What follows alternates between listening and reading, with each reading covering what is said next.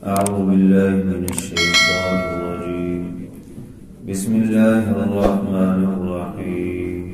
كلا بل تكذبون بالدين وإن عليكم لحافظين كراما كاتبين يعلمون ما تفعلون إن الأبرار لفي نعيم وإن الفجار لفي جحيم يصلونها يوم الدين وما هم عنها بغائبين وما أدراك ما يوم الدين ثم ما أدراك ما يوم الدين يوم لا تملك نفس لنفس شيئا والأمر يومئذ لله. صدق اللہ العظیم. سورت کے شروع میں انسان کی تخلیق کا ذکر فرمایا، اللہ تعالیٰ کے جو انعامات ہیں اس پر ان کا ذکر فرمایا اور فرمایا کہ ان انعامات کا شکر ادا کرو. اے انسان کیا ہو گیا ہے کہ تو اپنے کریم رب سے دھوکے میں پڑ گیا، فریب میں پڑ گیا، دور چلا گیا ہے. اس نے تجھے پیدا کیا ہے، خوبصورت بنایا ہے، برابر کیا ہے، ایک ایک عضو کو بنایا ہے، اس کا شکر ادا کرو. یہ دنیا عارضی ہے، ہمیشہ ہمیشہ نہیں رہنا اور آخر کار پھر اللہ کے سامنے پیش ہونا ہے. یہ بعض لوگ سمجھتے ہیں، کافر مشرک، کہ یہ نظام اسی طرح چلتا رہے گا، ہم ادھر دنیا میں ایسے ہی موج مستی کرتے رہیں گے، کفر و شرک اور گناہ کرتے رہیں گے. اللہ تعالیٰ فرماتے ہیں کلا، ہرگز ایسا نہیں ہوگا.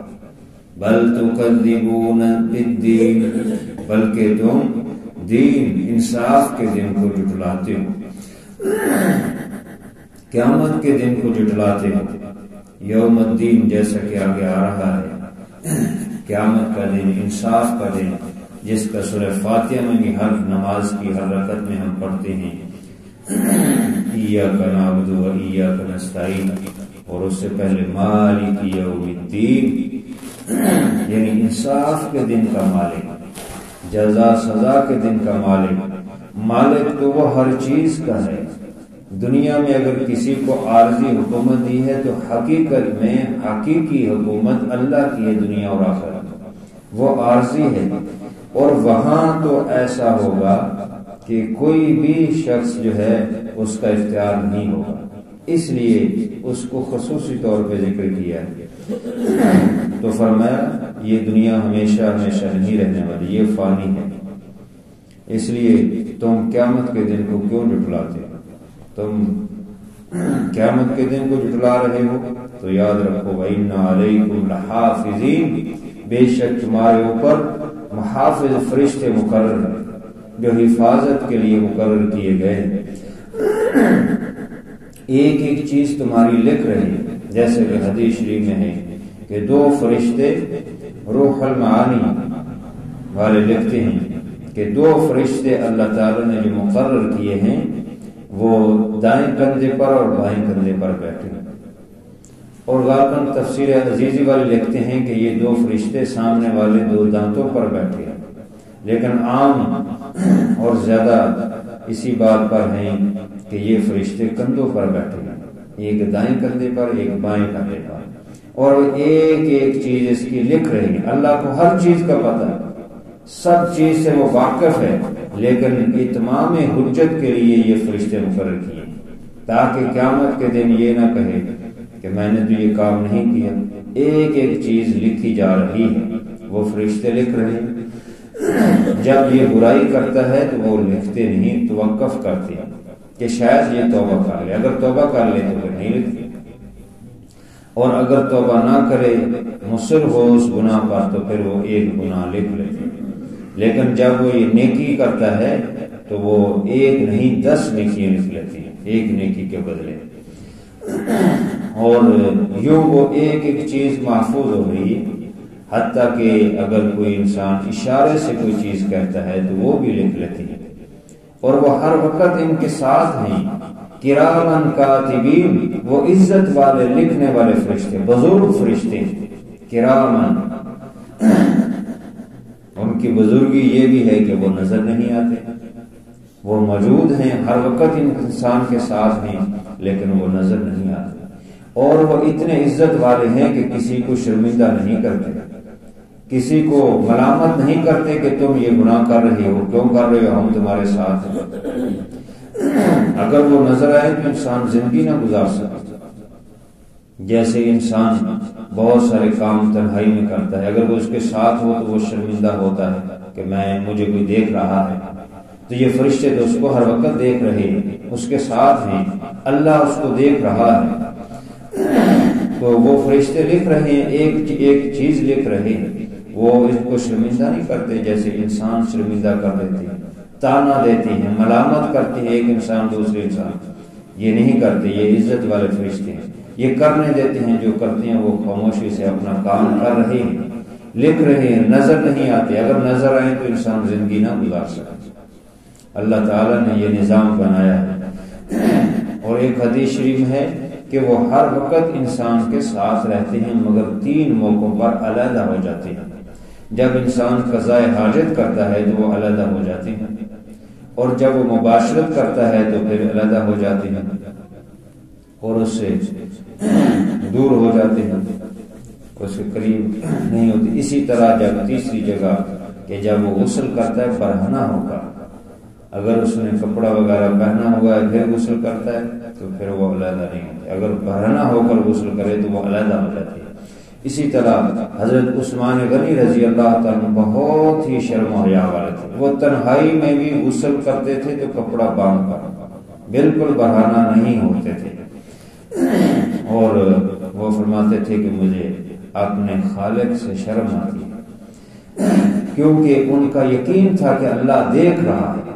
ہر چیز کی ایک ظاہری چیز ہوتی ہے، ایک اس کی روح ہوتی ہے، جیسے یہ دنیا ہے ایک ظاہر ہے اور اس کی ایک روح ہے، اور وہ اللہ کا ذکر ہے، اس سے یہ قائم ہے، اور اگر اللہ کا ذکر ختم ہو گیا، جیسے ایک بندہ بھی اللہ کا نام لینے والا نہیں تو یہ نظام ختم ہو جائے گا۔ جیسے عبادت ہے، ایک ظاہری ہے، ایک اس کی حقیقت ہے۔ ظاہری طور پہ نماز ہم پڑھتے ہیں، جو رکوع سجود قیام تشہد اور اس میں پڑھتے ہیں، یہ ایک ظاہری اس کی صورت ہے، اور اس کی ایک روح ہے کہ یہ روح کیا ہے، اللہ دیکھ رہا ہے۔ انت عبدا کأنک تراہ، حدیث میں ذکر کیا، تو عبادت ایسے کرے کہ تو اللہ کو دیکھ رہا ہے۔ اگر اتنی تیرے اندر سکت اور طاقت اور صلاحیت نہیں پیدا ہوئی تو کم از کم یہ خیال کر کہ اللہ تو تجھے دیکھ رہا ہے، اللہ تجھے دیکھ رہا ہے۔ یہ عبادت کی روح ہے، اور اس میں توجہ اور خشوع اور اخلاص اختیار کرنا، یہی عبادت کی روح ہے۔ تو فرمایا کہ یہ فرشتے کرامن کاتبین، عزت والے فرشتے جو خفیہ طور پر اللہ نے مقرر کیے اور لکھ رہے ہیں، اور قیامت کے دن سب یہ سامنے، اور پھر جب انسان کے سامنے اس کی کتاب کھول دی جائے گی، اس کا نام ہے اعمال، تو یہ کہے گا ما لہذا الکتاب لا یغادر صغیرۃ ولا کبیرۃ الا احصاها، اس کتاب کو کیا ہو گیا ہے کہ اس نے ہر چیز لکھ دی ہے، نہ کوئی چھوٹی نہ بڑی، کوئی چیز چھوڑی نہیں، ہر چیز لکھ دی۔ اور دوسری جگہ ہے ما یلفظ من قول الا لدیہ رقیب عتید، کوئی بھی انسان منہ سے بولتا ہے تو ہمارے فرشتے اس کو لکھ رہے ہیں، ایک ایک چیز ایک ایک لفظ وہ لکھ رہے ہیں، چاہے وہ محمل بولے یا وہ حقیقت رکھنے والا الفاظ، کوئی بھی عمل کرتے ہیں وہ فرشتے مقرر۔ فرشتے تو اللہ تعالیٰ نے بہت مقرر کیے، یہ کرام کاتبین جو لکھنے والے فرشتے ان کو کہا جاتا ہے۔ کاتبین کا معنی لکھنا، کاتب اور جمع اس کی کاتبین، کاتب کا معنی لکھنا ہوتا ہے، لکھنے والا۔ اس کے علاوہ انسان کی حفاظت کے لیے فرشتے ہوتے ہیں، اور انسان کے جو ایک ایک عضو ہے، ہاتھ ہیں، پاؤں ہیں، آنکھیں ہیں، دل ہیں، دماغ ہیں، کان ہیں، یہ سارے کے سارے جو اعضاء اللہ نے پیدا کیے ہیں تو ان کی حفاظت کے لیے فرشتے پیدا کیے ہیں، اور ان اعضاء سے جو اعمال صادر ہوتے ہیں ان میں سے ہر عمل لکھا جاتا ہے کہ یہ دل میں کیا سوچ رہا ہے، ہاتھ سے کیا کر رہا ہے، آنکھ سے کیا کر رہا ہے، کان سے کیا سن رہا ہے، اور ناک سے کیا سونگ رہا ہے، ان اعضاء سے ایک ایک چیز جو ہے وہ لکھی جا رہی اور ان کی حفاظت کے لیے علیحدہ فرشتے مقرر. اسی طرح انسان جب کہیں ہل چلاتا ہے، بیج بوتا ہے، بیج کی حفاظت اور اس کے اگنے اور اس کے پکنے تک وہ فرشتے مقرر ہوتے ہیں ان کے لیے. وہ ایسے ہی نہیں اگ جاتے، انسان تو بیج بو کے چھوڑ دیتا ہے اور وہ فرشتے اللہ کا حکم جو پورا کر رہے ہیں. اسی طرح باقی نظام یہ تکوینی نظام ہے اللہ کا. جیسے ہم حکومت کا نظام چلاتے ہیں تو اللہ تعالیٰ نے یہ ساری کائنات کے نظام کے لیے خفیہ طور پہ فرشتے مقرر کیے ہر کام کے لیے. تو وہ اس کو تکوینی نظام کہتے ہیں جو خفیہ ہے، نظر نہیں آتا. تو فرشتے یہ ہر چیز لکھ رہے ہیں. یعلمون ما تفعلون، جو تم کرتے ہو وہ اس کو جانتے. اللہ نے انہیں طاقت دی ہے کہ جو تم جانتے ہو وہ سب وہ کرتے ہو، جو وہ جانتے ہیں. اس لیے وہ ہر چیز لکھتے ہیں کیونکہ ان کو لکھنے کے لیے مقرر کیا. تو جس کے فرشتے ہیں وہ اس کے کیے ہوئے کو جانتے ہیں. اس لیے علم غیب صرف اللہ کا خاصہ ہے. اگر علم غیب کو انسان جانتے ہوتے تو وہ زندگی نہ گزار سکتے. اس کے ارد گرد کتنے فرشتے ہیں، اس کے حفاظت کے لیے، اس کے لکھنے کے لیے، اس کے معاملات کے لیے کتنے فرشتے ہیں. یہ اللہ کا نظام ہے. تو اس لیے فرمایا کہ یعلمون ما تفعلون، جو تم کرتے ہو. جس کے جو فرشتے ہیں، جس کے وہ فرشتے ہیں وہ اسی کے جانتے، دوسروں کا نہیں وہ جانتے. وہ فرشتے ہر ایک کی بات کو نہیں جانتے، جس کے ساتھ مقرر ہیں اس کی بات کو جانتے ہیں کہ وہ کیا کرتا ہے، کیا خیال کرتا ہے، کیا سوچتا ہے، کیا اشارے کر رہا ہے، کیا کھا رہا ہے، پی رہا ہے. ایک ایک چیز لکھی جا رہی ہے. ان الابرار لفی نعیم، بے شک نیک لوگ، ابرار نیک لوگ، ایمان والے، نیکی کرنے والے، اولیاء، بزرگ، اللہ کے سامنے جھکنے والے، وہ اللہ کی نعمتوں میں ہوں گے، جنت میں ہوں گے، بہشتوں میں ہوں گے. وَإِنَّ الْفُجَّارَ لَفِي جَحِيمٍ، اور بے شک بدکار وہ جہنم میں ہوں گے، دوزخ میں ہوں گے، دوزخ میں ہوں گے. يَصْلَوْنَهَا يَوْمَ الدِّينِ، اور داخل ہوں گے وہ اس دن، جزا کے دن، یعنی قیامت کے دن، انصاف کے دن. اس دن وہ جہنم میں داخل ہوں. وَمَا هُمْ عَنْهَا بِغَائِبِينَ، اور وہ رہا کبھی نہیں ہونے والے، اس جہنم سے رہا نہیں ہوں گے. بغائبین، غائبین کا معنی غائب نہیں ہو سکتے اس جہنم سے، چھپ، یعنی رہا کبھی نہیں ہو سکیں گے، ہمیشہ ہمیشہ اس میں رہیں گے. ایک تو یہاں چونکہ کافروں کا ذکر ہو رہا ہے، ایک وہ لوگ ہوں گے جو ایمان تو رکھتے ہیں لیکن ان کے پاس نیکیاں نہیں ہوں گی. وہ تزکیہ کے لیے جہنم میں جائیں گے تو ان کو نکال لیا جائے گا. لیکن یہاں تو جو کافر ہیں، جو مشرک ہیں، منافق ہیں، ان کا ذکر ہو رہا ہے. یہ ہمیشہ ہمیشہ رہیں گے، یہ کبھی رہا نہیں ہو سکتے اس جہنم سے. وما ادراک ما یوم الدین، اور آپ کو کیا معلوم کہ انصاف کا دن کیا ہے، جزا کا دن کیا ہے. ثم ما ادراک ما یوم الدین، پھر کہا جاتا ہے کہ کیا معلوم آپ کو کہ جزا کا دن کیا ہے. یہ سمجھانے کا انداز ہے.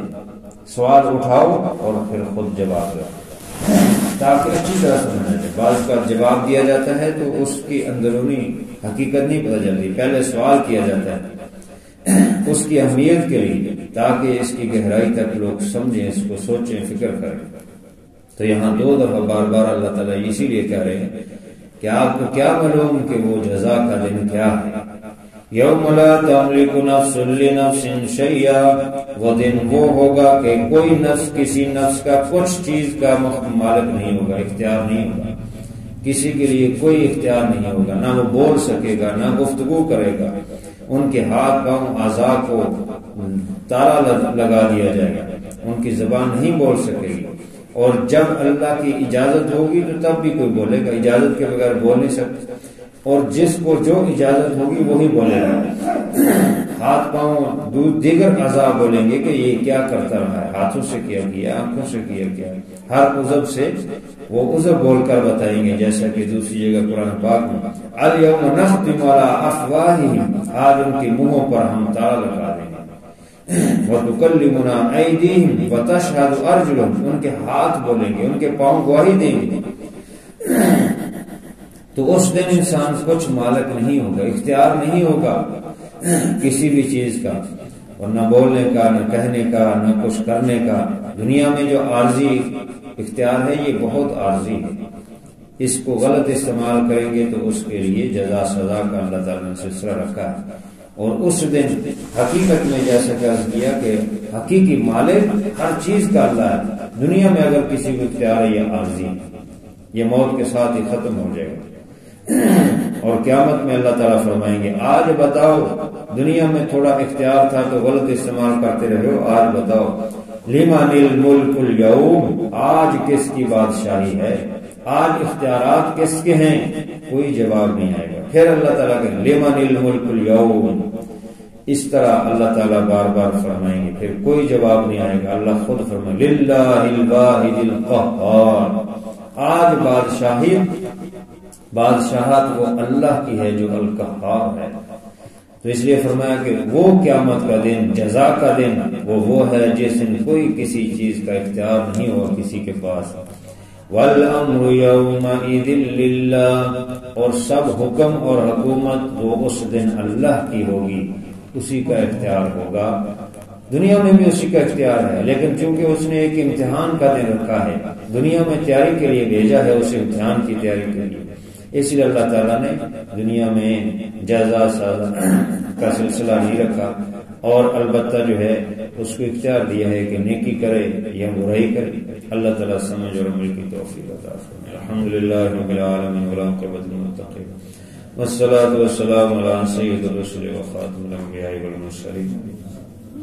یا اللہ اپنے رحمت سے ہمارے حاضر کو قبول فرما، کمی رہ گئی اپنے فضل سے معاف فرما، نماز باجماعت ادا کی گئی اپنی بارگاہ میں قبول فرما، جو کچھ کہا سنا گیا ہے یا اللہ اپنے سننے پر حق سچ سمجھ عطا فرما، عمل کی توفیق عطا فرما۔ یا اللہ ذریعہ نجات بنا، خاتمہ بالخیر فرما، اخلاص للہیت اپنی رضا عطا فرما، دخلاوے سے حفاظت فرما، مرنے سے پہلے مرنے کی تیاری کی توفیق عطا فرما، دنیا آخرت کی رسوائیوں سے حفاظت